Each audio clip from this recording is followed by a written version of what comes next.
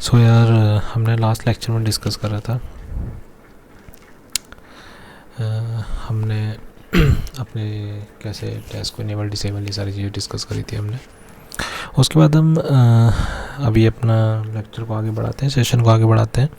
तो अभी हम जो डिस्कस करते हैं डिस्कस करते हैं हुक्स। बेसिकली आप सबने इसका नाम सुना होगा हुक्स का, जिन्होंने नहीं सुना मैं बताया तो बेसिकली हुक्स क्या होते हैं। जनरली हम जो भी कुछ कंडीशन लगा सकते हैं जैसे before, after, before each, after each.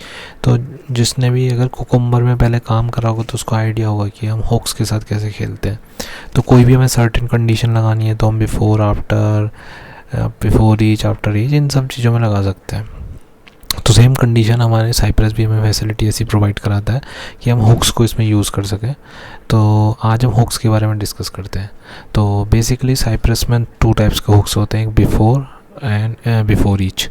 So same before, after, before each and after each. तो 4 तरीके से हम बेसिकली यूज़ कर सकते हैं। तो आए उनको देखते हैं हम कैसे यूज़ कर सकते हैं। Let's started. ओके, तो स्टार्ट करने के लिए क्या करते हैं हम क्या कर लेते हैं कि एक डिस्क्राइब ब्लॉक है, इसी को कॉपी मार लेते हैं, सॉरी इड ब्लॉक को कॉपी मार लेते हैं एंड कॉपी मार के सेम लेते हैं डिट्टो। ठीक है, सेव कर लेते हैं। अब ना तो जो हम हुक्स डिफाइन करेंगे वो हम डिस्क्राइब ब्लॉक के बाहर करते हैं। जैसे करना है बिफ़ोर ईच। तो बिफ़ोर ईच जो हुक होगा तो वो बिफ़ोर ईच का मतलब क्या है कि अगर मेरे पास 2 टेस्ट केसेस है तो दोनों टेस्ट केसेस में क्या होगा, ये बिफ़ोर ईच इस वाले के लिए भी पहले चलेगा और इस वाले के लिए भी चलेगा। तो मतलब बिफ़ोर ईच हर टेस्ट केस से पहले अगर इट ब्लॉक के अंदर हम कुछ भी डिफाइन कर रहे हैं तो वो एक टेस्ट केस है। तो बिफ़ोर ईच में मैं जो भी कंडीशन डालूंगा वो इसके लिए भी चलेगा और नीचे वाले के लिए भी चलेगा। तो मैं क्या कर सकता हूँ कि before each and then function, और फंक्शन को मैं ऐसे डिफाइन कर देता हूँ।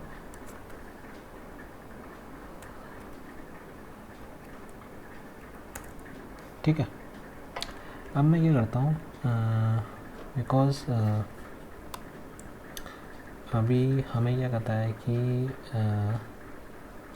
आई थिंक जो हमारी प्रोटेक्टर की साइड है हम ये देख लेते हैं। प्रोटेक्टर साइड फॉर प्रैक्टिस,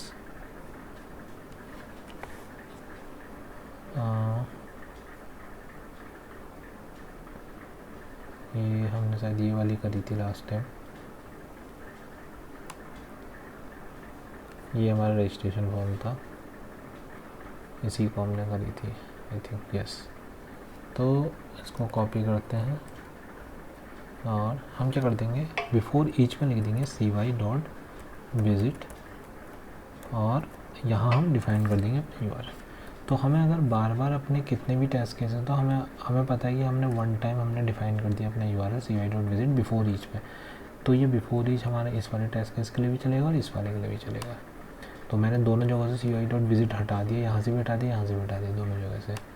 तो अब मैं यहाँ से चला के देखता हूँ बिफ़ोर ईच के लिए। ठीक है, सेव कर लेते हैं, हमारा टेस्ट रनर ओपन कर लेते हैं। टेस्ट रनर ओपन करने के बाद देखते हैं इसे।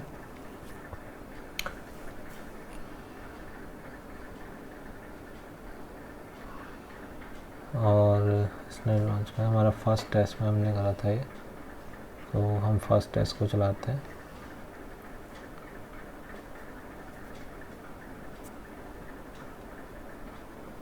ठीक है, इसने URL लॉन्च कर दिया, वो मैंने बिफ़ोर ईच में डिफाइन करा था। देखिए टेस्ट केस पहला वाला इट ब्लॉक करा, दूसरा वाला इट ब्लॉक URL लॉन्च करके देखिए और लॉग आउट हो गया।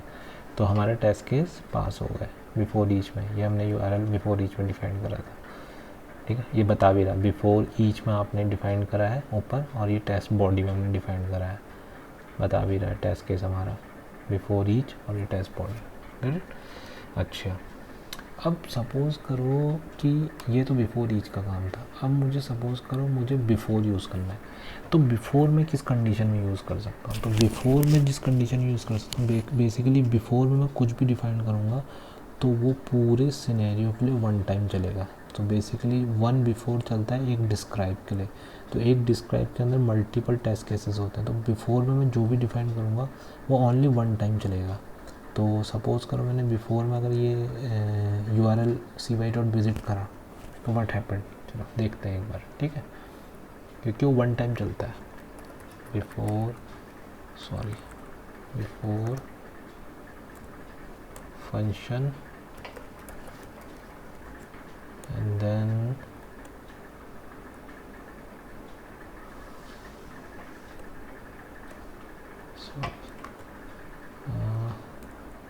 ठीक है। तो अभी मैं cy.visit को यहाँ से कॉपी कर लेता हूँ और बिफोर के अंदर डाल देता हूँ, ठीक है, और इसको कमेंट कर देते हैं बिफोर ईच को। बिफोर ईच में कुछ नहीं है, तो अब चला के देखते हैं क्या होता है।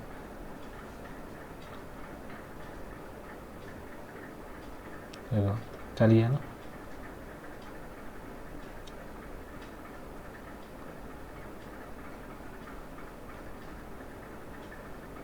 cy.contains, इसको कंटेन्स नहीं मिला, आई थिंक सेम ही है, I don't know, I feel और चला के देख लेते हैं।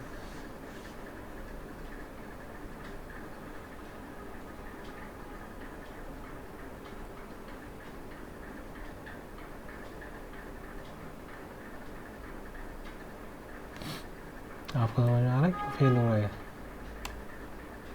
क्यों फेल हो रहा है? क्योंकि एक्चुअली जो हमारा URL है बिफोर वाला वो ओनली वन टाइम लॉन्च हो रहा है। तो जब सेकंड टाइम में आ रहा है तो उसको एप्रोप्रिएट डेटा ही नहीं मिल पा रहा है लॉगिन के बाद, क्योंकि लॉगिन के बाद घूमे जा रहा है अगली बार के लिए। अगर मैं यही चीज़ यहाँ पे करूँगा इसको कमेंट करके तो ये पास हो जाएगा। अब ये पास हो जाएगा, पास हो गया। तो बेसिकली बिफोर में जो हमारी चीज़ें आती हैं, बिफोर में वो चीज़ें आते हैं, जैसे मुझे सपोज़ करो मैं अभी आपको आगे बताऊंगा, जैसे मेरे कोई फिक्सचर यूज़ कर रहा हूँ तो मैं फिक्सचर में कुछ अपना डेटा लोड करना चाहता हूँ ताकि वन टाइम पे मैं अपना डेटा लोड कर दूँ।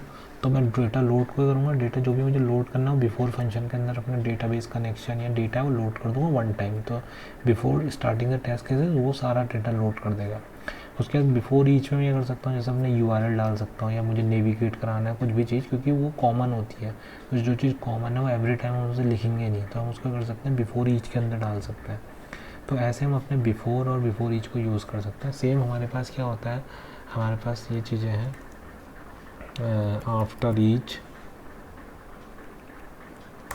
आफ्टर ईच को भी हम ऐसे डिफाइन कर सकते हैं फंक्शन। तो जैसे तुम्हारी कोई लॉग आउट फंक्शनैलिटी है तो तुम उसे या कुछ भी हमारा जो हम आफ्टर में डिफाइन करना चाहते हैं, क्विट करना चाहते हैं या कुछ भी एनीथिंग जो आपकी फंक्शनैलिटी है वो आप आफ्टर में डिफाइन कर सकते हैं, आफ्टर ईच में डिफाइन। तो ऐसे हम अपने ना हुक्स डिफाइन कर सकते हैं, before each, after each and after. आगे जब मैं आपको बताऊंगा कि डेटा ड्रिवन टेस्टिंग कैसे करते हैं तो उस समय बिफोर फंक्शन का मैं प्रॉपर यूज़ बताऊंगा कि बिफोर को हम कैसे यूज़ करेंगे उस टाइम पे, ठीक है। तो इस वाले सेशन में यही था, ये छोटा सा सेशन था कि मैं आपको बस ये बताना चाह रहा था कि जो हमारे हुक्स हैं, हुक्स को हम कैसे यूज़ कर सकते हैं बेसिकली।